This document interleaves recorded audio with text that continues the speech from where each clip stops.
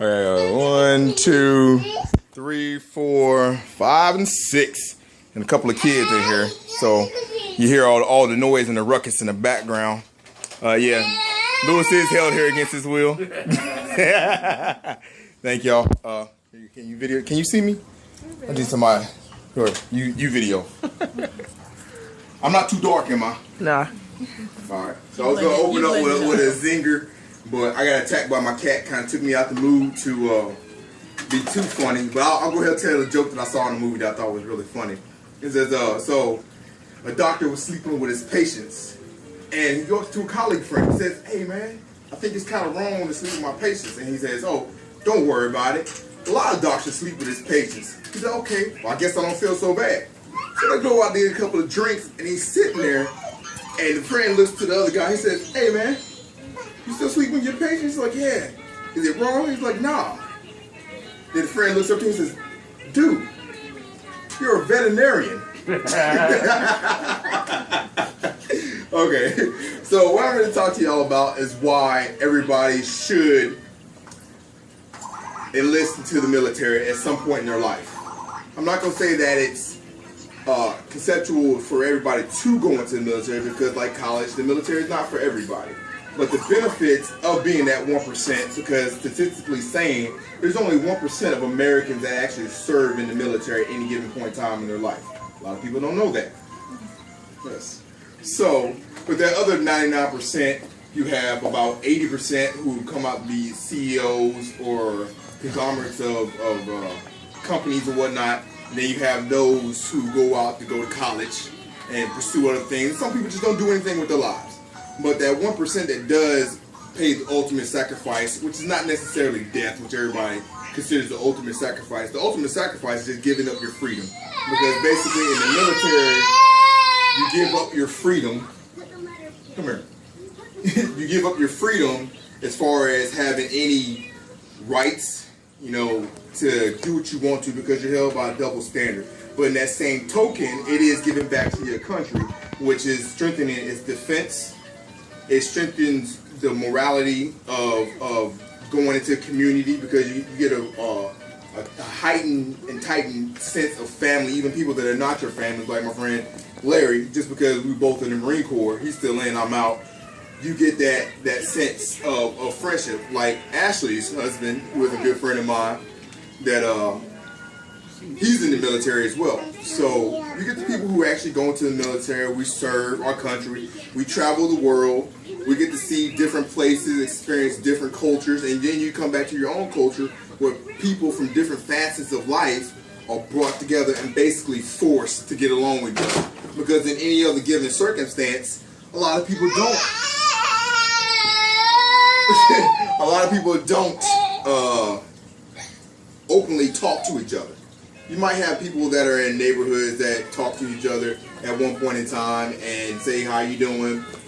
Goodbye, hi, whatever." Talk to you if you got an animal or a kid.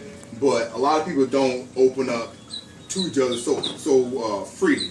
And that's because of the times we live in. But the advantage of serving the military, you not only have that tight sense of community and culture, but you have security of a job. You have security of health care, dental care, even though they've changed it in recent years. But you see a different side of life that a lot of people don't get to see. So that's why I'm not here to convince you, but I do think that the discipline side of the family, of the military does, stop boy, it does allow for people to get a discipline for those who are wayward and don't get to experience a lot of discipline. Say for the young wayward kids that are going out and about and who don't really understand if they don't have a strong sense of discipline in the family. So the military doesn't necessarily provide that, but it does reconstitute a certain level of discipline. So during this time, we have gone over the benefits of the military, which would be strong community, masters of life, secure paychecks, and sorry, I'm kind of distracted. Secure paychecks and health and dental insurance. Also, it's the benefits of traveling the world, seeing different cultures, Then you have that 1% of people who actually serve in the military at any given point in time. And then you have the other side of the military, where it allows you to see a different side of life, which is the discipline side, and being held to double standards at most points of your life, because you don't understand. You have the civilian side of the judicial system, and then you have UCMJ, which is Uniform Code of Military Justice. So you can get punished on both facets if you mess up. But at the same time, it does offer you a different side of life that a lot of people don't go into. So we've talked about these things in the military, and if anybody has any questions, I'm open to questions about military life, seeing that I've served in both the Army and the Marine Corps. Also, if you didn't know, there's only 4 branches of the military that fall up under the DOD, the Department of Defense. The Coast Guard is not the Department of Defense. They just transitioned back over, but they're originally the Department of Transportation. A lot of people don't understand that. Ooh, they didn't know that one. Yeah. The Department of Transportation handles the United States Coast Guard, because they're the only ones allowed to arrest at sea, make any arrest, period. But the Navy, Army, Marine Corps, and the Air Force are all Department of Defense. All 5 in the Department of Defense. No. Only 4.